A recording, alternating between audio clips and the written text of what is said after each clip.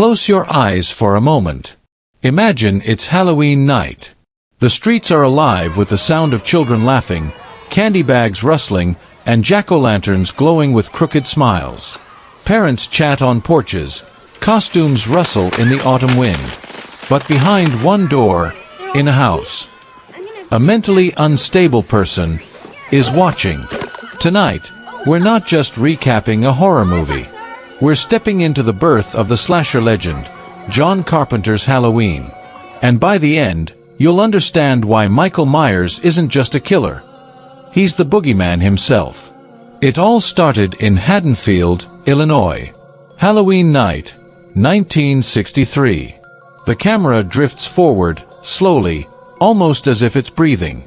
We see a small white house, lights glowing faintly inside. Teenagers laugh upstairs, their carefree voices spilling into the dark. Inside, Judith Myers is distracted, giggling with her boyfriend. They run upstairs, the door closing behind them.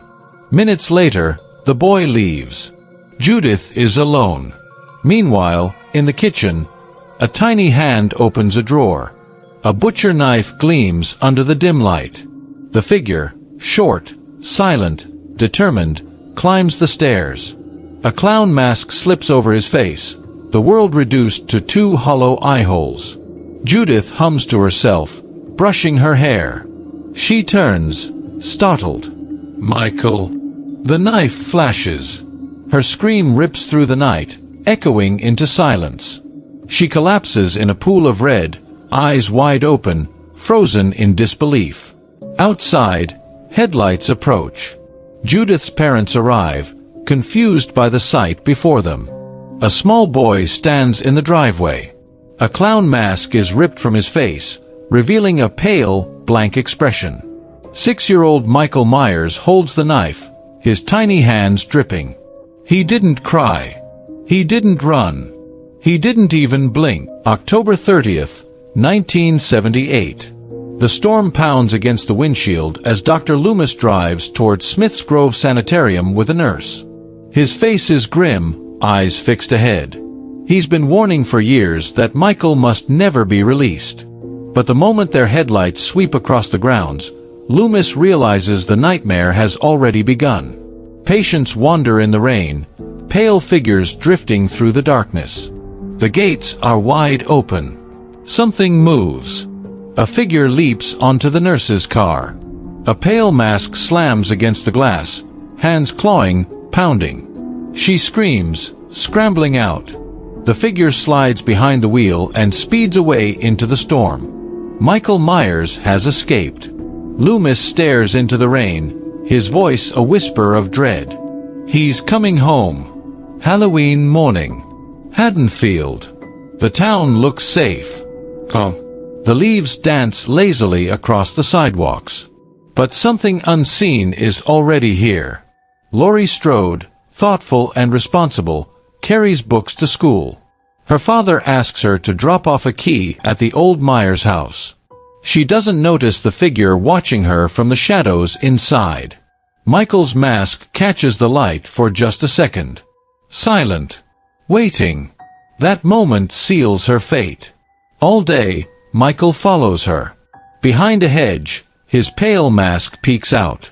In a parked station wagon, the reflection of his hollow eyes tracks her every step. Outside the classroom, he appears framed in the window as Laurie gives a report on fate. She blinks, and he vanishes. Her friends Annie and Linda laugh it off. "You're imagining things, Laurie. You worry too much." They chatter about boys and parties, while Laurie's unease grows heavier. Michael doesn't laugh. He doesn't run. He doesn't rush. He just follows. Breathing. Watching. Michael doesn't need to hurry. He has all the time in the world. Darkness settles over Haddonfield. Pumpkins flicker. Curtains close. The streets fall silent. Annie babysits Lindsay Wallace at the neighbor's house. The night feels ordinary until she steps into her car. The interior is damp. The windshield fogs with each breath. Her eyes narrow. And then, Hands lash out from the shadows. Michael's grip clamps around her throat. She kicks against the door, her nails scraping glass, her voice strangled into silence. The knife flashes once. Her body goes limp. Michael drags her inside, arranging her like a doll in some twisted display. Later, Bob and Linda arrive, carefree and laughing. After intimacy upstairs, Bob heads to the kitchen for a beer. But Michael is waiting for him. He pins Bob to the wall, knife plunging into his chest, holding him in place like an insect on a pinboard. Bob twitches, dangling in silence. Michael tilts his head, studying, admiring his work like a child with a new toy. Then Linda. Michael covers himself with a white bedsheet, Bob's glasses perched on top. He stands silently at the foot of the bed. "Bob, quit fooling around," she giggles. But he doesn't move. She grows annoyed, reaching for the phone to call Lori. Suddenly, the cord whips around her throat. Michael tightens it, strangling her as she kicks and gasps. On the other end, Lori hears only muffled cries, until the line goes dead. One by one, Michael wipes them all away. Lori notices the silence. The Wallace house across the street feels wrong. She steps inside. The smell of death hangs heavy in the air. Upstairs, Annie's body lies across the bed. Above her head, Michael has placed Judith Meyer's tombstone. A cruel joke. A shrine of death. Lori gasps, stumbling backward. A closet door bursts open. Bob's corpse drops down. Another door creaks. Linda's twisted body sprawls out. Her scream pierces the night.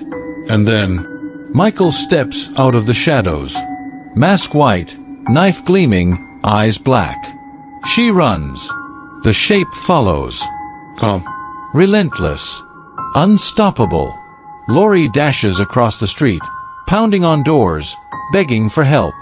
Lights turn off. Curtains close. No one answers.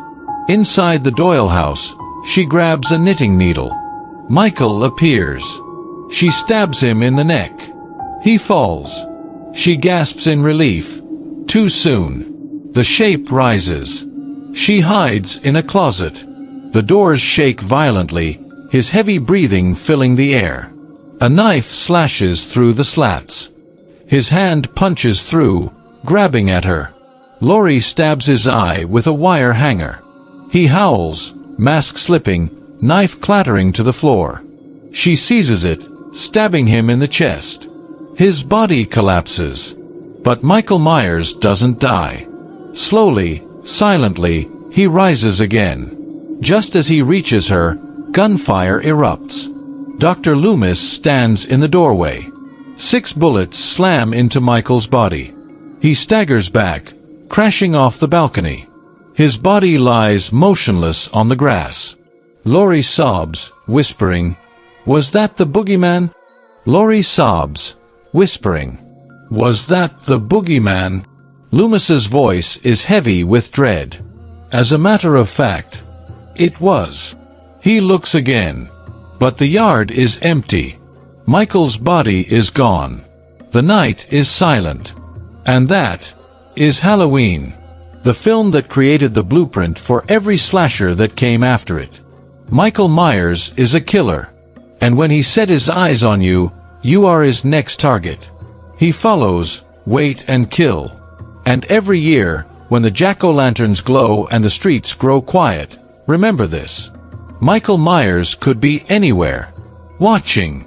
Waiting. But what if I told you? That wasn't the last time Haddonfield heard his name. If you survived this recap, don't leave me alone in the dark.